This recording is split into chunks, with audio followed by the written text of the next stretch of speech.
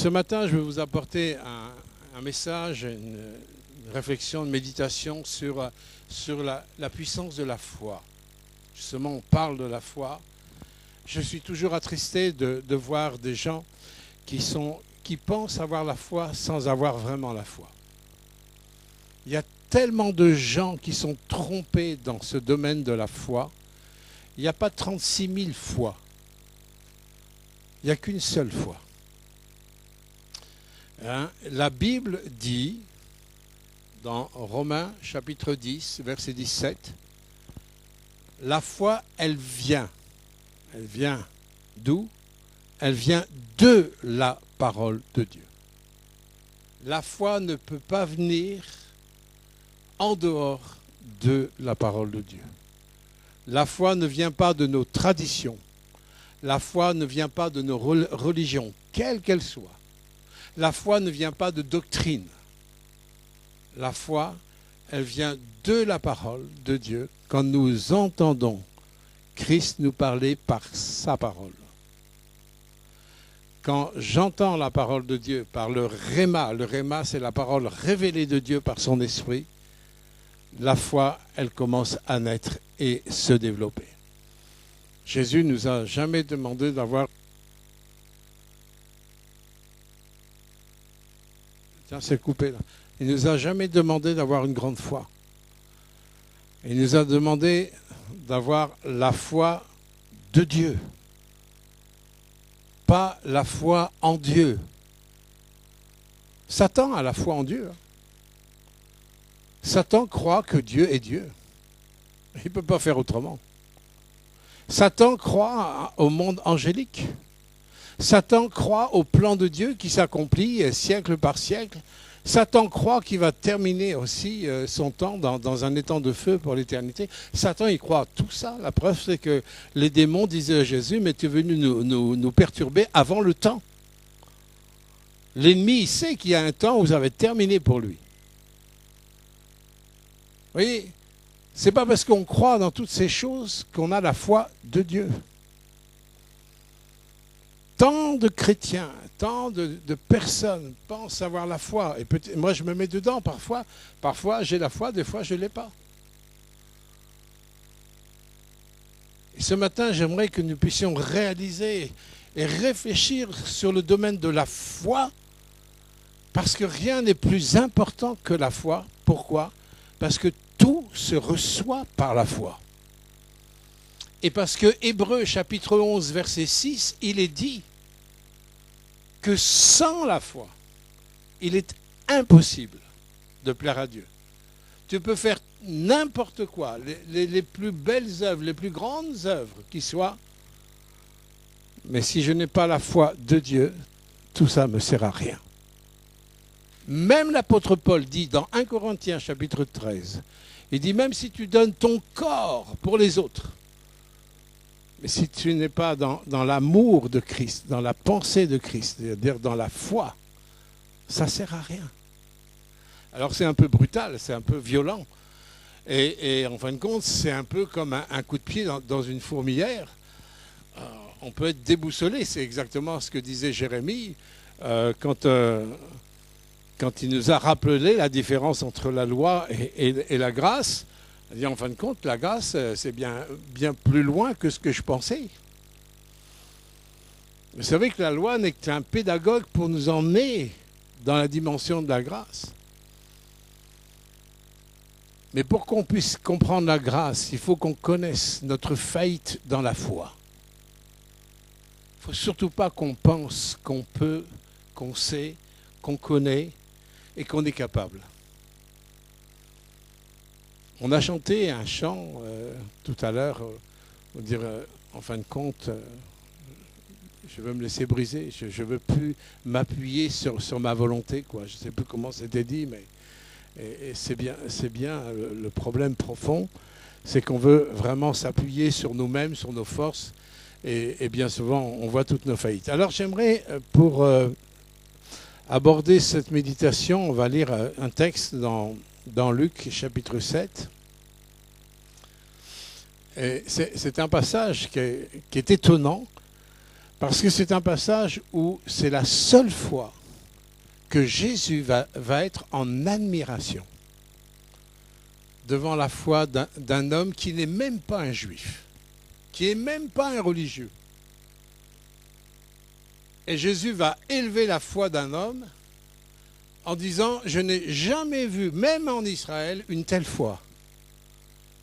Et ça me semble important de s'arrêter sur quelque chose que Jésus s'est arrêté lui-même. S'il n'a pas vu une telle foi en Israël, on peut se dire, mais est-ce qu'il a oublié Abraham, Isaac et Jacob? Étaient-ils en Israël, ces hommes-là? Hein, les prophètes étaient-ils en Israël? Ouais. C'est quand même incroyable ce que Jésus dit. Je n'ai pas vu une telle foi, hein, même en Israël. Et c'est pour ça qu'il est important que nous puissions nous arrêter sur la simplicité d'un homme, dans un besoin très particulier, mais qui a compris les clés, les véritables clés de la foi en Dieu. Chapitre 7 de Matthieu. Je ne sais pas si c'est affiché là. Ouais, c'est bien. Après avoir achevé tous ses discours devant le peuple qui l'écoutait, Jésus entra à Capernaum.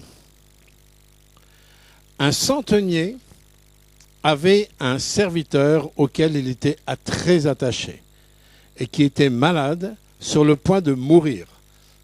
Alors, je vais essayer de parler pas trop vite parce que je sais que c'est traduit simultanément derrière. Alors, il faut que j'ai de la compassion pour la traductrice.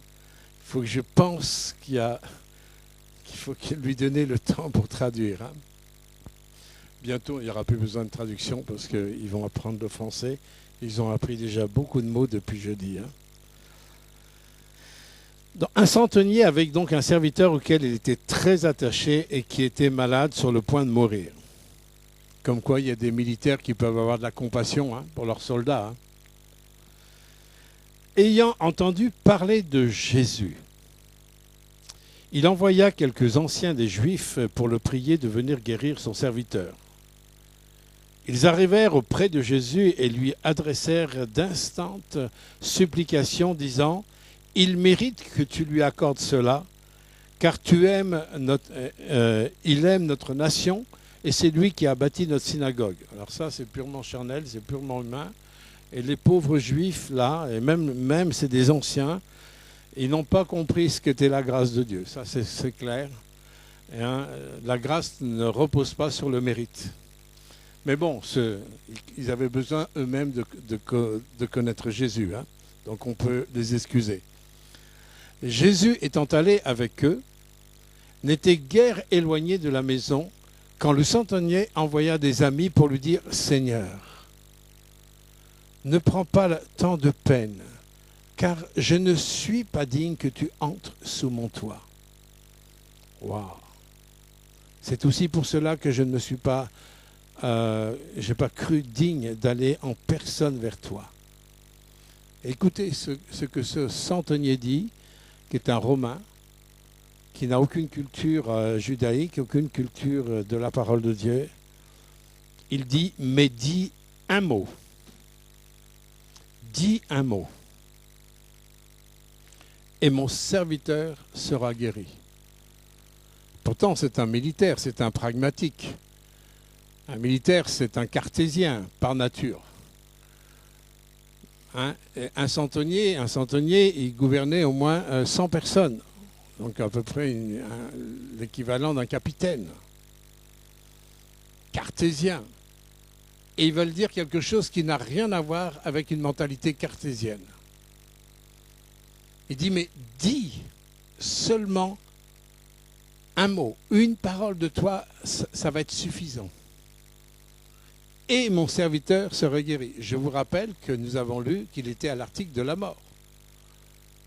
Vous savez, souvent, on a des personnes qui sont dans les phases finales de cancer ou autres. Hein, même quand on nous appelle pour prier, on dit de toute façon, maintenant c'est foutu. Hein, au point où l'on est, c'est foutu. Alors si vous commencez à partir comme ça, oui, ça va être foutu. Hein. Mais gloire à Dieu, nous avons vu même des cancers en phase finale qui ont été guéris par Dieu. Gloire au Seigneur. Hein, on avait même vu, hein, même dans la mission au Sénégal, un jeune qui est mort, qui était à la morgue, que Dieu a ressuscité et que Dieu lui a rendu la vie. Gloire à Dieu. C'est pas cartésien, ça. Ça, c'est la puissance de la parole de Dieu qui est vivante. Dis seulement un mot, mon serviteur sera guéri. Car moi, alors, il va faire le parallèle avec son fonctionnement à lui. Dire qu'à moi, qui suis soumis à des supérieurs, j'ai des soldats sous mes ordres. Je dis à l'un, va et il va, à l'autre, viens et il vient, et à mon serviteur, fais cela et il le fait. Lorsque Jésus entendit ces paroles, il admira le centenier. Ça, c'est marqué dans la Bible. Moi, je me suis arrêté là, je veux dire. Mais c'est vrai qu'on a... D'habitude, c'est nous qui admirons le Seigneur. C'est nous qui admirons le Seigneur. Nous admirons ce qu'il est, nous admirons ce qu'il fait. Hein? Mais là, pour une fois, c'est un peu l'inverse. Jésus, il va admirer, il est étonné de voir, en fin de compte, la compréhension de ce que cet homme a au niveau de la foi. On en reparlera tout à l'heure. Et se tournant vers la foule qui lui recevait, il dit, je vous le dis de même en Israël, je n'ai jamais trouvé une aussi grande foi. De retour à la maison, des gens envoyés par le centenier trouvèrent guéri le serviteur qui avait été malade. Et vous avez le texte parallèle dans Matthieu 8, il y a quelque chose que le Seigneur va dire à ce centenier, dans 8, verset 13. Puis Jésus dit au centenier, dis va, qu'il te soit fait selon ta foi. Dans Matthieu 8, verset 13, il va dire, c'est le texte parallèle avec ce texte, mais qui a des compléments très intéressants. Il va dire qu'il t'en soit fait exactement comme tu crois. Et à l'heure même, le serviteur fut guéri. Alors, j'aimerais relever déjà plusieurs points qui me semblent importants. C'est de quelle manière, moi, j'ai entendu parler de Jésus. Parce que nous avons lu tout à l'heure dans le texte que ce centenier a interpellé Jésus parce qu'il avait entendu parler de Jésus. Vous savez, quand on parle de Jésus, des fois, on entend de tout et du n'importe quoi. Et il est important d'entendre qu'est-ce que Dieu nous dit de Jésus, son Fils. D'entendre ce que la parole de Dieu nous dit de son Fils. C'est ça qui est important. On a tellement idéalisé Jésus, on a tellement vu Jésus selon nos besoins, selon nos manques, selon aussi la grâce qu'on veut recevoir, selon tout ce que la religion a pu faire, quelle qu'elle soit. Hein, on a tellement une image parfois de Jésus, parfois faussée. Mais il y a une chose que cet homme avait entendue et qui avait vraiment relevé, en fin de compte, son intérêt, c'est qu'il savait que quand Jésus parlait, les choses se faisaient. Il avait compris, en fin de compte, la puissance de la parole de Christ. Il avait entendu parler de Jésus comme celui qui était capable de guérir des malades, même des malades qui étaient incurables. Parce que Jésus, à l'époque, guérissait des malades, des lépreux. Les lépreux étaient mis à part, hein, et on ne côtoyait pas les lépreux, mais Jésus n'hésitait pas à les toucher. Et il les guérissait. On disait, que veux-tu que je fasse? Que je sois pur, sois pur. Il est le seul, Jésus, qui touchait les lépreux. Parce qu'il transmettait la puissance de guérison devant quelqu'un qui était incurable. Jésus ouvrait les yeux des aveugles. Quand j'étais jeune à l'école biblique en 75-77, on avait un chapiteau de 1000 places, un 3 mâts, on se déplaçait comme un cirque pour annoncer l'évangile. Et je me souviens un jour, c'était un dimanche soir à Liège, au mois de mai 1976. Il y a eu une puissance de guérison impressionnante. Il y a eu une présence de Dieu, une présence du ressuscité, où il y a eu des cancéreux qui ont été guéris. Le soir, on a ramassé des tas de béquilles qu'on mettait dans le camion. On a ramassé des appareils auditifs, hein, des gens aussi qui ont lâché leurs lunettes parce que Dieu lui avait touché la vue. Nous-mêmes, on était tout jeunes à l'époque. Hein. On a été jeunes quand même une fois. Hein. Enfin, c'est simplement pour vous rassurer. Un jour, on a été jeunes. Voilà. On était jeunes, mais on était étonnés de voir la puissance de guérison. Des personnes qui avaient des maladies graves, qui sont retournées dans la semaine voir des médecins pour faire constater leur guérison. Je l'ai vu de mes propres yeux. Ça, c'est une vague d'onction de Christ quand la vie du ressuscité se manifeste. Le problème, c'est que nous limitons Jésus à nos propres limites. Nous voyons Jésus en fonction de nous, plutôt que de voir Jésus en fonction de ce que Dieu dit de son Fils. Il est mon Rédempteur, il est mon Sauveur. Dans Ésaïe 53, il est parlé qu'il s'est chargé de mes péchés, mais il m'a guéri de toutes mes maladies. Dans ses meurtrissures, la Bible dit, Ésaïe chapitre 53, dans ces meurtrissures, nous avons la guérison. Et ce n'est pas nous aurons la guérison, c'est nous avons la guérison. Hein? Et tout à l'heure, Jérémie a parlé de plénitude aussi, hein? La plénitude de la vie de Christ. Oui, dans cette plénitude, nous possédons ces choses, mais il y a des gens qui peuvent avoir un immense héritage sans jamais bénéficier de cet héritage. Le problème, il est là, c'est que nous ne savons pas nous approprier cet héritage que Dieu nous a donné en Jésus-Christ. Dans Éphésiens chapitre 1, verset 3, il est dit, il nous a bénis de toutes sortes de bénédictions. Moi, je suis heureux que Jésus pardonne mes péchés, mais je suis heureux de ce qu'il a pris toutes mes maladies. Est-ce que j'ai plus de mots? Oui, j'ai encore parfois des mots, oui. Est-ce qu'il m'a guéri? Oui, il m'a guéri de plusieurs choses. Hein, depuis ma conversion, je pourrais faire la liste de tout ce qui m'a guéri. Je peux le confesser, je peux le proclamer, parce que c'est la vérité. C'est du vécu, ce n'est pas de la théorie.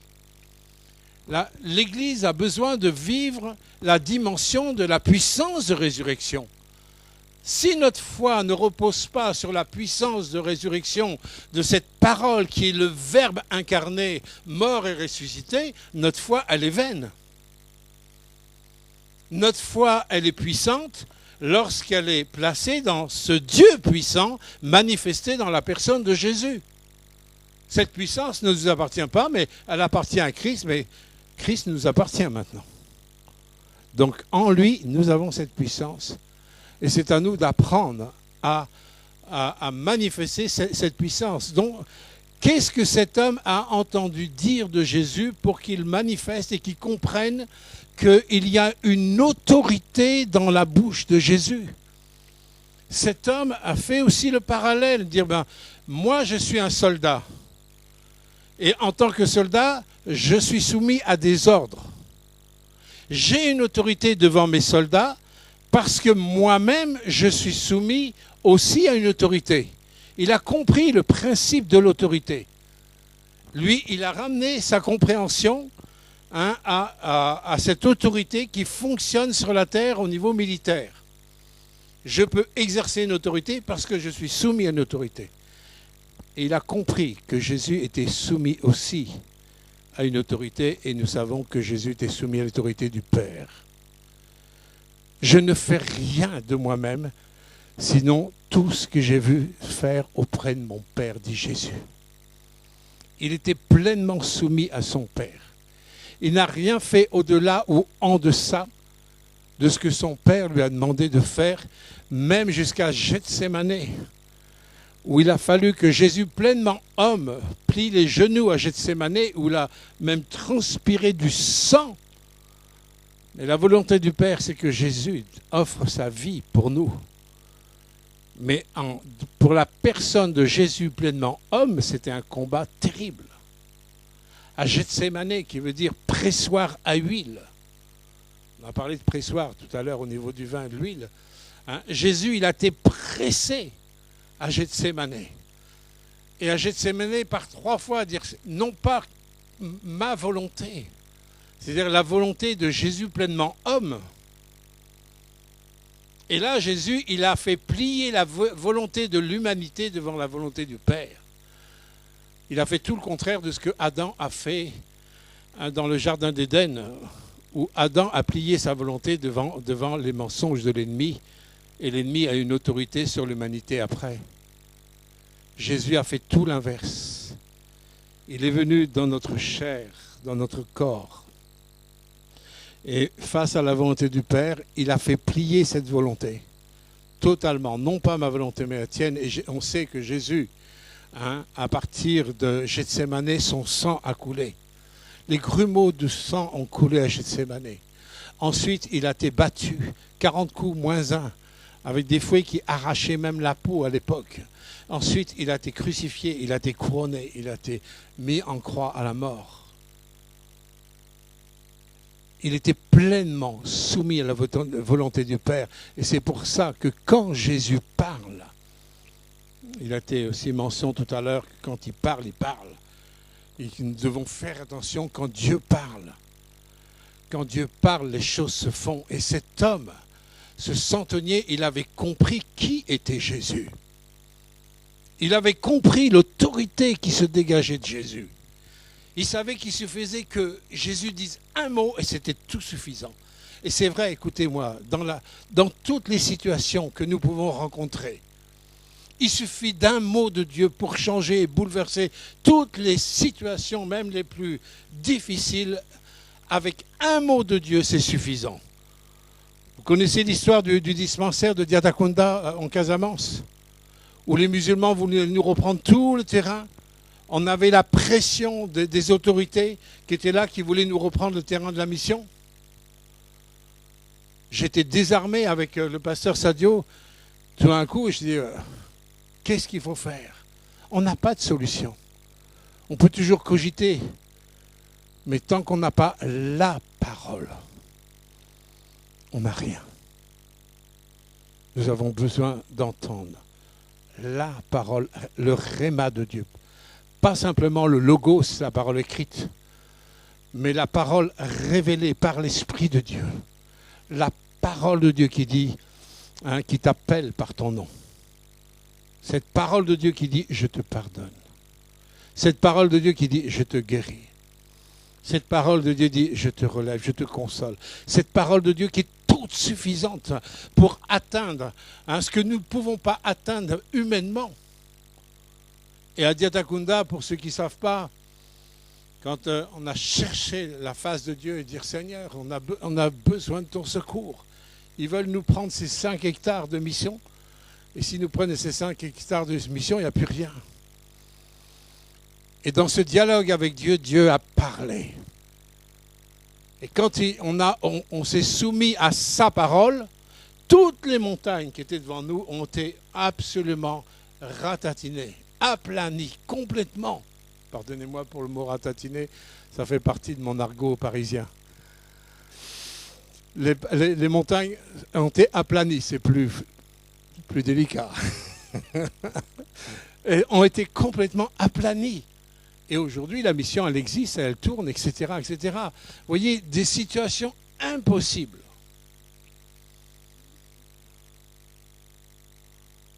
Cherchons la parole dans notre intimité, dans nos lectures de la parole, dans les moments où je me pose. Demandons-lui son conseil, sa pensée. Et cet homme avait compris qui était Jésus. C'est pour ça qu'il était en admiration devant un homme qui avait aucune éducation religieuse. Il était centenier, c'était un Romain, c'était un conquérant en plus. C'était un colonisateur. C'était comme les Allemands en France en 40. Sauf que c'était un Romain à une autre époque. Mais c'était la même chose. C'était un soldat romain, un militaire, borné dans le côté cartésien peut-être. Mais il avait vu, il avait su entendre. Il avait su entendre ce qu'on disait de Jésus. Et il s'est bien adressé à la bonne personne pour un cas en plus insoluble. Vous savez, à l'époque, on n'avait pas les CHU de maintenant. Hein. Mon serviteur, il est à l'article de la mort. Ça veut dire qu'il n'y a pas de solution pour lui. La destinée, c'est la mort. Voilà où en est mon serviteur. Ce n'est même pas pour lui qu'il demande. Mais il va demander pour son serviteur, un de ses soldats. Il était à l'article de la mort. Il n'y a pas de solution. Il n'y a pas les solutions de l'époque. Mais il savait où se trouvait la solution. Dans le Verbe. Dans la parole qui allait sortir de Jésus. Cet homme a entendu cette parole. Quand le Seigneur lui a dit, mais va, qu'il t'en soit fait comme tu crois. Et il est dit dans Matthieu 18, verset 13, à l'heure même où Jésus a parlé, le serviteur a été guéri. Alors ça, c'est un exemple qui est très positif, qui est très instructif au niveau de la parole. Et je vais vous montrer un exemple dans l'Ancien Testament. Je veux dire, les conséquences quand on ne garde pas la parole serrée sur notre cœur. Et je vous envoie dans un texte biblique, dans le Nombre 13, verset 27. C'est le contexte où Moïse va envoyer 12 personnes, une personne de chaque tribu d'Israël, va envoyer des espions pour explorer le pays de Canaan. C'est-à-dire le pays de Canaan, c'est le pays de la promesse. Dieu avait promis à Israël de les emmener dans le pays de la promesse. Et ce pays de la promesse, avant d'y rentrer, Moïse a envoyé ces 12 hommes. Et dans ces 12 hommes, il les a envoyés pour qu'ils voient, qu'ils regardent, qu'ils entendent, qu'ils ramènent même des signes de la bénédiction, de la promesse de Dieu. Hein, jusque-là, tout est OK. Hein, et ce n'est pas des gens qui ont été par eux-mêmes. Ça n'a pas été des autoproclamés en jouant les éclaireurs par eux-mêmes. Ils ont été envoyés par un homme de Dieu, un serviteur de Dieu, Moïse. Hein, ils n'ont pas fait n'importe quoi, ils n'ont pas été n'importe où. Ils ont bien été dans le pays de la promesse, où ils ont vu le pays de la promesse, et ils ont tout vu. Et on va lire à partir du moment où ils sont revenus et ils font un rapport à Moïse. Et dans ce rapport, il y a une instruction par rapport à la foi pour nous. Verset 27 du chapitre 13 du livre de Nombres. Voici ce qu'ils racontèrent à Moïse. Nous sommes allés dans le pays où tu nous as envoyés. À la vérité, c'est un pays où coule le lait et le miel. Hein, et en voici les fruits. Ils avaient rapporté une grosse grappe de raisin, même portée sur une perche, tellement la grappe était énorme.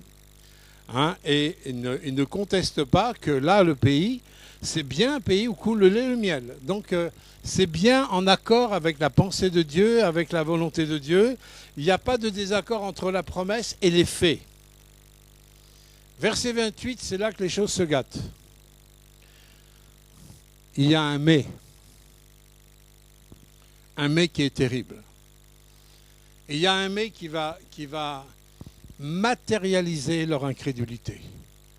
Il y a un mais qui va focaliser leur regard et leur écoute et leur langage plus sur la nature de Dieu et sur la promesse, mais ce mais va les focaliser sur les difficultés, sur les montagnes qui sont devant eux, sur l'incompréhension de toutes ces difficultés qui sont là, qui sont présentes, qu'ils voient. Ce mais va les focaliser sur leur sens, sur les sens purement charnels et humains, plutôt que de focaliser sur la nature de Dieu et la personne de Dieu. Mais ce mais a des conséquences terribles. Hein, on va le voir tout à l'heure. Mais le peuple qui habite ce pays est puissant. Les villes sont fortifiées, très grandes. Nous y avons vu des enfants d'Anak. Les Amalécites habitent la contrée. Les enfants d'Anak, c'est des géants. Les Amalécites habitent la contrée du Midi. Les Essiens, les Jébusiens, les Amoréens habitent la montagne. Et les Cananéens habitent près de la mer et le long du Jourdain. Ça, c'était la confession de 10 témoins sur 12. Caleb, on sait qu'il y avait aussi Josué qui était là, mais Caleb va les faire taire. La meilleure façon de faire taire un mais, c'est le dire de la fermer, quoi. Pardonnez-moi de dire ça comme ça. Il faut la fermer. Derrière les mais, on va dégager, on va libérer une force d'incrédulité. On va contredire la pensée de Dieu, on va contredire la volonté de Dieu et on va se focaliser sur les obstacles plutôt que de se focaliser sur la nature de Dieu, les promesses de Dieu, hein, la puissance de Dieu. Et Caleb va intervenir et il va les faire taire. Parce qu'une confession négative, c'est comme le Covid, ça peut s'attraper. Et le problème, c'est qu'on n'a pas de masque et on n'a pas de vaccin pour ça. Oh là là, les confessions négatives. Si on avait un vaccin contre les confessions négatives, ça serait bien. Je vous avais porté 2 messages dernièrement. Un message sur les mélanges, vous vous souvenez? De faire attention à ne pas mélanger la parole de Dieu avec nos raisonnements et notre nature humaine. Attention au mélange.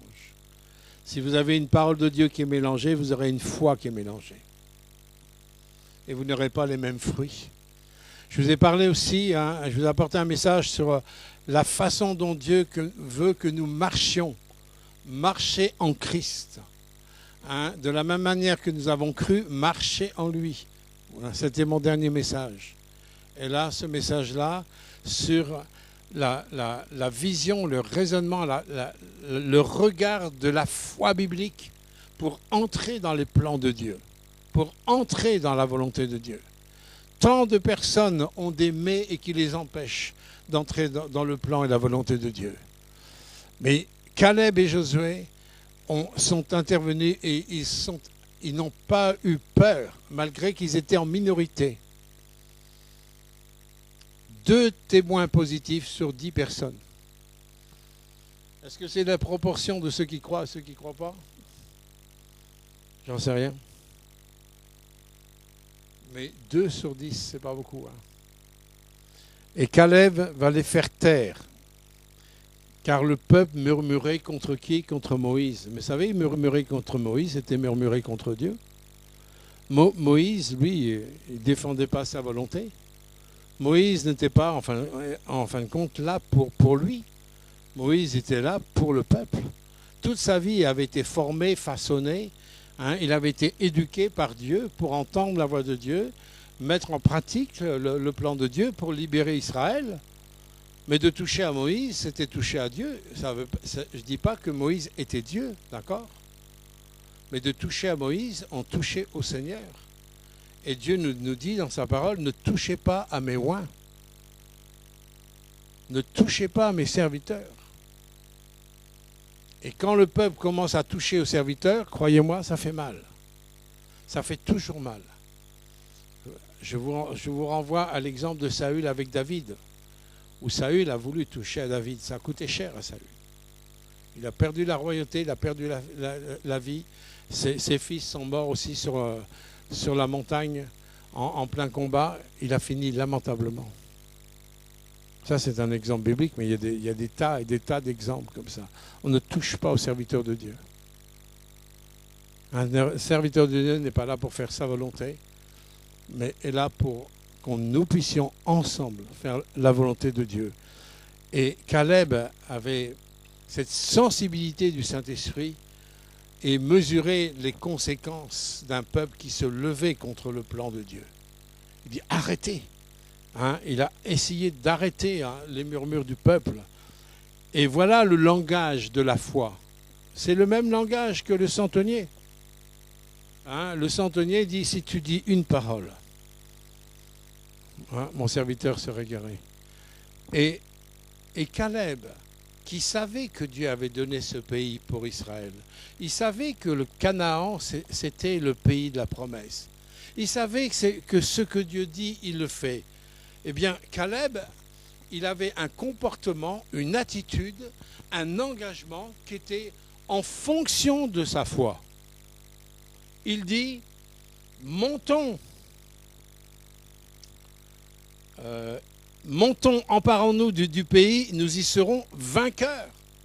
Il n'y avait pas l'ombre d'un doute de la victoire dans la mentalité de Caleb. Et pourtant, est-ce qu'il y avait les fils d'Anak? Oui. Est-ce que Caleb a vu les fils d'Anak? Oui. Est-ce qu'il a vu les Cananéens, les Éviens, les Jébusiens, les Amoréens? Oui, il les a vus comme tous les autres. Est-ce qu'il a vu les villes fortifiées, Caleb, comme les autres? Oui, parce qu'ils étaient en équipe. Caleb et Josué, ils ont tout vu comme les autres. Oui, ils ont vu les difficultés. Oui, ils ont vu les villes fortifiées. Oui, ils ont vu les géants. Mais ce qu'ils ont vu d'abord, c'était le secours de Dieu.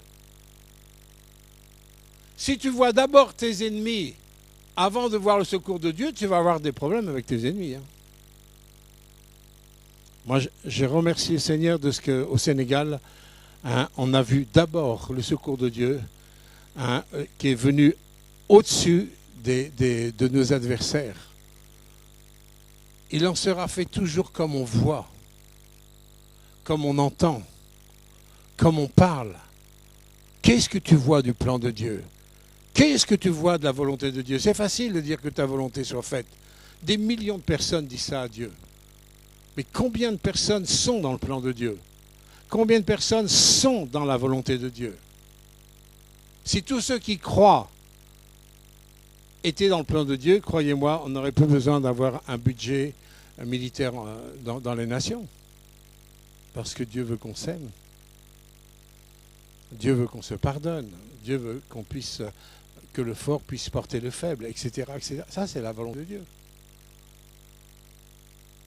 Ça, c'est la volonté de Dieu. Vous voyez qu'il y a un décalage entre ce qu'on croit, ou alors ce qu'on désire idéalement, et ce qui est en vérité. Mais ce que Dieu veut, c'est un peuple qui soit actif dans sa volonté. Vous vous souvenez, Jean 13, 17. Vous êtes heureux si vous savez ces choses, pourvu que vous les pratiquiez. C'est Jésus qui le dit. On peut être très heureux de savoir plein de choses sur Dieu. On peut connaître théologiquement toute la Bible. Je me souviens de mon premier pasteur, quand on passait devant la faculté de théologie protestante, rue Saint-Jacques à Paris. Tous les mercredis, on passait devant la faculté de théologie protestante à Paris. Il me disait, c'est un pasteur protestant traditionnel, des églises protestantes évangéliques indépendantes. Ce pasteur-là me disait, j'étais tout jeune converti, il me dit, tu vois Gilles, il me faisait voir le grand écriteau, ça fait l'angle de la rue Saint-Jacques à Paris. Il me dit, tu vois là, c'est là que sont sortis les plus grands incrédules de France. Et à l'époque, en chair, à la faculté de théologie, on enseignait que Dieu était mort. Que Dieu était tellement réduit à l'homme qu'en fin de compte, Dieu est mort. Voilà ce qui était enseigné. Enfin, il fut un temps. Ce qui était enseigné. Vous voyez, on peut connaître des tas de choses, on peut discuter sur la Bible, discuter sur la théologie, on peut discuter de tout. Ce qui est important, c'est de mettre en pratique ce que je crois de sa parole. Ça, c'est le plus important. Les gens n'ont pas besoin de blablabla, ils ont besoin de voir une église qui est active, une église qui vit avec le rythme du cœur de Dieu. Une église qui est, on va user de patience avec ceux qui font du n'importe quoi. Parce que nous avons fait un jour du n'importe quoi et Dieu a usé de patience pour nous. Dieu a été patient avec nous. Il a été riche en bonté, riche en miséricorde. Il a attendu les temps, les bons moments pour que je puisse rentrer dans sa volonté et je ne vais pas redonner ça à ceux qui en ont besoin. Oh, l'Église a besoin. Le monde a besoin de voir une Église qui vive le cœur et vraiment la volonté de Dieu. Là, on va continuer notre texte, où on voit le langage de Caleb est un langage qui n'est pas en fonction des difficultés. Pas une seule fois dans son langage, il relate les difficultés, les ennemis, les adversaires. Pas une fois. Il ne parle que de la victoire parce que Dieu avait dit. Simplement parce que Dieu avait dit que c'était le pays qu'il leur donnait. Et il libère que, en fin de compte, la promesse de Dieu. Il ne parle pas des difficultés. Il sait que face aux difficultés, il va pouvoir compter sur ce Dieu tout-puissant qui les a amenés là. Mais les 10 autres n'ont vu que la difficulté. Leurs yeux étaient sur la difficulté, mais n'étaient pas sur le Dieu qui les avait envoyés. Eh bien aimé, il faut qu'on s'arrête là. Parce que ça a coûté 40 ans. Toute une génération d'Israël, la première génération qui a quitté l'Égypte, qui a traversé la mer Rouge, qui a marché dans le désert, toute cette génération, à cause de leur incrédulité, et on a ça dans Hébreux 3, verset 19, voyons, ils ne purent y rentrer à cause de leur incrédulité. Ils n'ont pas pu rentrer dans les dimensions de la promesse. Je pourrais dire autrement, certains ne peuvent pas rentrer dans leur héritage. Ils ne peuvent pas rentrer dans cette plénitude à cause de leur langage. Vous voulez savoir où vous en êtes, où j'en suis? Je veux savoir où j'en suis dans ma foi, que je puisse m'écouter parler. Écoutons-nous parler devant les difficultés. Écoutons-nous parler devant les montagnes. Écoutons-nous parler devant les frayeurs. Et nous serons où nous en sommes dans la foi. Caleb dit, nous allons nous emparer du pays, nous y serons vainqueurs. Et vous voyez, malgré la confession positive de Caleb, le reste du peuple est resté sur le négatif. Combien il est plus facile de croire le négatif que de croire le positif. Quand on vous dit t'es moche, on fera rien de toi, ça on le croit facilement. Mais si on dit mais tu sais combien tu es précieux, combien tu es appelé à réussir, alors ça on a plus de mal à croire. Si on dit mais qu'est-ce que tu es beau, tu es belle, qu'est-ce qu'on a du mal à croire ça? Mais si on dit t'es moche, ça on va le croire tout de suite. Non? Si on dit t'es un raté, on va le croire. Si on dit mais t'es une réussite, oh là, ça va être compliqué. Arrêtons de donner du crédit au négatif. Arrêtons de donner du crédit à quelque chose qui va nous détruire et qui va nous voler notre héritage. La première génération d'Israël, l'ennemi leur a volé cet héritage. Ils n'ont pas connu, ils n'ont pas possédé ce qu'ils ont pourtant vu de leurs propres yeux. Il n'y en a que 2 qui ont pu rentrer. C'est ceux qui ont défendu la cause de Dieu, la vision de Dieu, les promesses de Dieu. Caleb et Josué ont été les 2 seules personnes de toute une génération qui ont pris possession du pays promis. Je ne sais pas combien de personnes parmi nous on va prendre possession de notre héritage, de cette plénitude dont Jérémie nous parlait tout à l'heure, où il y a une plénitude en Jésus-Christ.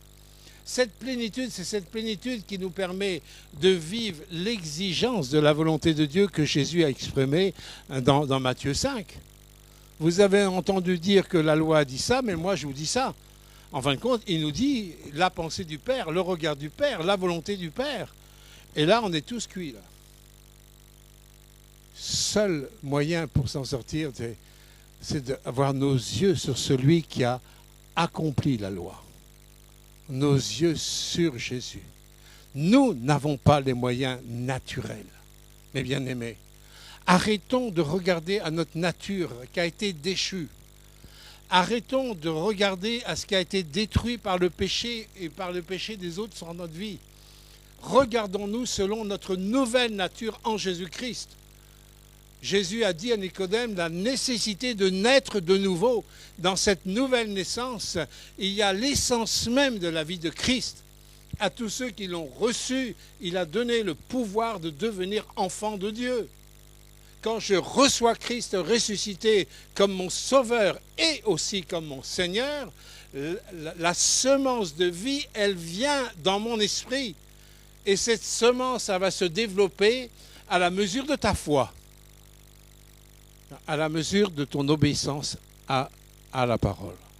Plus tu vas obéir à la parole, plus tu vas te soumettre à la parole, plus tu vas voir ce germe que le Seigneur a mis en nous.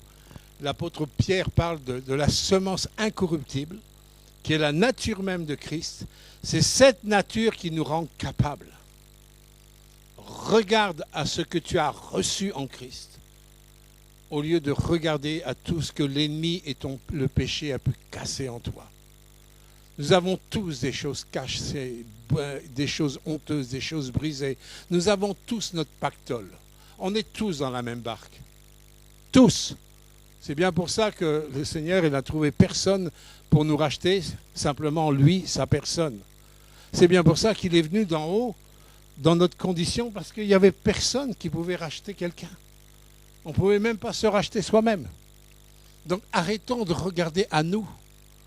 Apprenons à regarder, à nous centrer sur la personne de Jésus. Christ en toi. Christ en toi. Il est l'espérance. Il est la puissance. Puissance de pardon, puissance de guérison, puissance de libération. Puissance pour t'emmener jusque dans son royaume où il nous a préparé une place. Regardons, apprenons à regarder à Jésus-Christ. Je ne vais pas continuer à lire le texte parce que je vous ai dit l'essentiel et je vois l'heure qui passe. Mais je voudrais simplement relater ce fait que je vous avais dit dans un message précédent, la parole de Proverbe 18, verset 21, qui nous dit « C'est de notre bouche que va sortir la vie ou va sortir la mort. De la bouche de ces 10 espions est sortie la mort. » Ils ont confessé la mort, ils ont confessé le négatif, ils ont confessé leurs craintes, ils ont confessé les mensonges de l'ennemi, ils ont confessé leur frayeur. Le résultat, ils ont vécu leur frayeur. Ils ont vécu leur frayeur. Dieu ne fait exception de personne. Mais il y a des lois. Il y a des lois spirituelles. Ce qu'un homme a semé, il le récoltera. Si je sème l'incrédulité par ma confession, par mes proclamations, je vais récolter l'incrédulité avec tous les fruits qui en découlent. Et je ne peux pas jalouser ou en vouloir à Dieu pourquoi Dieu va intervenir chez l'un et pas chez l'autre. Non, Dieu fait exception de personne. Dieu il n'y a pas d'injustice dans sa nature. Les promesses qu'il a données à l'un sont les mêmes qu'il a données aux autres. Hein, et il nous a dit que nous avons tout pleinement, et je reviens à ce qui a été dit à Sainte-Seine, nous avons tout pleinement en Jésus-Christ. En Jésus-Christ. En Jésus-Christ. En Jésus-Christ. Ah bon. En Jésus-Christ. Nous avons tout pleinement en Jésus-Christ. Beaucoup de personnes se plaignent de ne pas être heureux à cause de ceci, à cause de cela. Mais si ton bonheur n'est pas tiré de la personne de Christ, c'est que tu n'as rien compris. Si tu attends d'être heureux ou heureuse en fonction des autres, ben tu vas être malheureux. Parce que ça ne fonctionne pas comme ça. Notre bonheur dépend de lui. Notre bonheur dépend de sa parole. Notre bonheur dépend du fait qu'il est ressuscité, qu'il est vivant. Et qu'il est vivant dans mon quotidien, il est vivant dans mon présent d'aujourd'hui. Mon vrai bonheur, il dépend de lui et de personne d'autre. Et nous avons tellement d'exemples bibliques qu'on pourrait citer de ce que je viens de dire. Attention à ce qui sort de notre bouche, parce que la Bible dit de notre bouche sort la vie ou la mort. Ce sont des choix. Les 12 espions ont été envoyés par un homme de Dieu. Ils ont vu les mêmes choses. Ils ont décelé, en fin de compte, ils ont vu tout le pays. Hein, ils ont quand même exploré le pays pendant 40 jours. Ça fait plus d'un mois. 1 mois et 10 jours. Pendant 1 mois et 10 jours, ils ont exploré le pays. Et pendant 1 mois et 10 jours, ils disent oui, le pays il est bon. C'est un pays où coule le lait et le miel. Et ils ont confessé les bonnes choses, comme Dieu avait dit, jusqu'au mais. Attention. Dans ton quotidien, attention à t'aimer. Lorsque tu es effrayé, lorsque tu as peur, lorsque tu ne comprends pas une situation, est-ce que Dieu va changer en fonction de ce que tu vis? Est-ce qu'il va changer de nature? Non. Dieu ne change pas de nature en fonction des changements de ton quotidien. Il reste invariable dans sa nature. Il est celui qui est amour, il est celui qui est miséricordieux, il est lent à la colère, il est riche en bonté, etc., etc. Il n'y a pas une ombre de variation. Il y a des variations dans ce que nous vivons, mais il n'y a aucune ombre de variation dans ce qu'il est. Et en fin de compte, ta victoire dépendra de ce que tu as entendu de lui et de ce qu'il est. Ce centenier dont je vous ai parlé au départ, il avait vraiment entendu parler de Jésus de la bonne manière. Et il a vu découler dans ce qu'il a cru, il a vu le fruit. Il a vu son serviteur guéri. Et il a vu l'autorité de Jésus qui s'est déployée parce qu'il avait cru. Il a vécu ce qu'il a cru. Mais de toute façon, ce qui est terrible, c'est qu'on vit toujours ce que nous croyons. Et quand on croit mal, on vit mal, et du coup on va se plaindre de ce qu'on vit, plutôt que de se repentir de la façon dont je crois. Vous comprenez ça? Et ça peut être un cercle vicieux qui peut vous voler toute votre vie, comme ça a volé toute la vie d'Israël, sur toute une génération.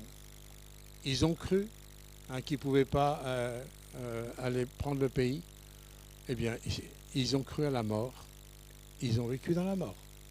Et ils sont morts. Comprenez? Arrêtons de nous plaindre de ce que nous vivons, mais remettons en question de ce que nous croyons. Parce que nous vivons les conséquences de ce que nous croyons. Je terminerai juste par la parole que je vous ai citée au début de Hébreux 11:6. Il est impossible de croire, de plaire à Dieu sans la foi. Et Jésus nous dit dans Jean 11:40, si tu crois, c'est-à-dire si tu reçois ma parole, si à travers ma parole tu vois qui je suis, celui qui est invariable dans sa nature, si tu crois, Jésus promet, dit, tu verras la gloire de Dieu. Si tu crois, tu verras la gloire de Dieu. Ce n'est pas le pasteur Gilles Le Sieur qui dit ça. C'est Jésus qui dit ça aux sœurs de Lazare qui étaient morts depuis 4 jours en putréfaction. Et Jésus a dit à une de ses sœurs, il dit, si tu crois, tu verras la gloire de Dieu. Et Jésus a ressuscité son frère qui était mort depuis 4 jours. Alors ça, c'est les cartésiens, abstenez-vous. Ça ne vous appartient pas, mais que ceux qui croient reçoivent. Que le Seigneur vous bénisse et qu'il vous en soit fait selon votre foi. Amen. Notre Père, nous voulons te remercier, Seigneur, pour ta parole qui nous éclaire sur les dimensions de foi réelle. Nous voulons vraiment en toute humilité te demander pardon. Nous sommes conscients que bien souvent nous pensons, nous croyons être dans la foi alors que nous confessons notre incrédulité par nos bouches. Et Seigneur, ce matin, nous sommes là devant toi, nous te demandons vraiment pardon. Nous voulons nous humilier devant ta face. Nous reconnaissons que nous avons été très souvent comme ces 10 espions, Seigneur, qui ont confessé leur frayeur, leur crainte, plutôt que d'avoir leurs yeux fixés sur ta personne. Nous nous reconnaissons, Seigneur, dans ces 10 qui ont confessé le négatif. Et nous te demandons grâce, Seigneur, ce matin. Donne-nous, Seigneur, d'être vigilants.